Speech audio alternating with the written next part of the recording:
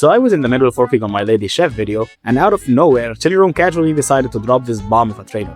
It confirms the Special Forces rework is coming this August, literally in a couple weeks. Guess on the way translates to a few days later in Chinese. And we saw a glimpse of it in the trailer, and well.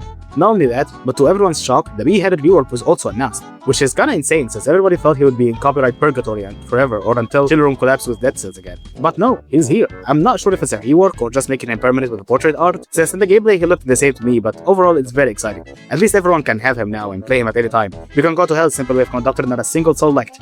But then, when everything looked like it's said and done and Chiliroom was about to go to the money trading section of the video, bam, Assassin is getting bucks. You should have seen my face when I saw that section.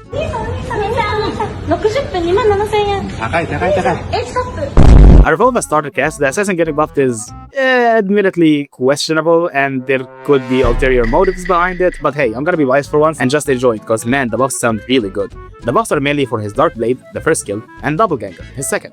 Dark Blade's damage has been increased, and now using the skill repeatedly builds up this new combo meter, which looks absolutely badass by the way. Each stack grants extra movement speed, skill damage, and crit rate.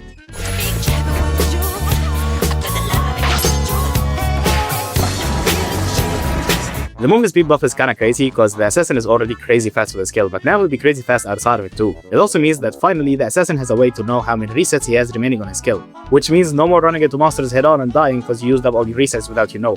Not only that, but it seems like the skill cooldown is partially refunded if it doesn't kill its target, which means there is finally an actual reason to swing at bosses during your Dark Blade instead of using it for the iframes the entire dash. I'm not sure how useful that would be since you're probably gonna need to keep it at the last possible reset so it deals any meaningful damage against bosses, but you know what, it's better than more or less nothing.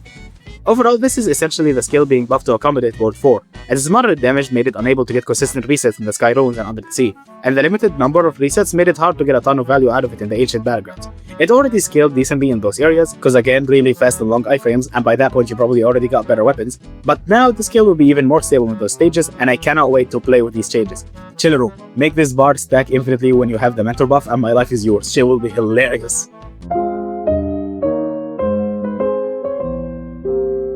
His second skill buffs are much more simple. The Doppelgangers will now casually, use Dark Blade or Invisibility. I'm joking! No! If the Dark Blade changes were the Ward 4 buff, the Doppelganger changes are the cocking buffs because the Assassin now gets to sit there and watch his squells use the better skills he has. This is actually a really nice buff and doesn't change the way you use them already. It just gives them more damage and some more sustain. The nice part about it is that both clones can use either skill, so you don't have to try and get the right clone to carry the right weapon based on the skill it uses. They both just use both. In fact, the clones can straight up use both at the same time. Like damn, Chiliroom really treating the boys well, you love to see it. These buffs are really good and my favorite part is that it's not a long list of random BS that happens randomly with 2 buttons on combinations and shit.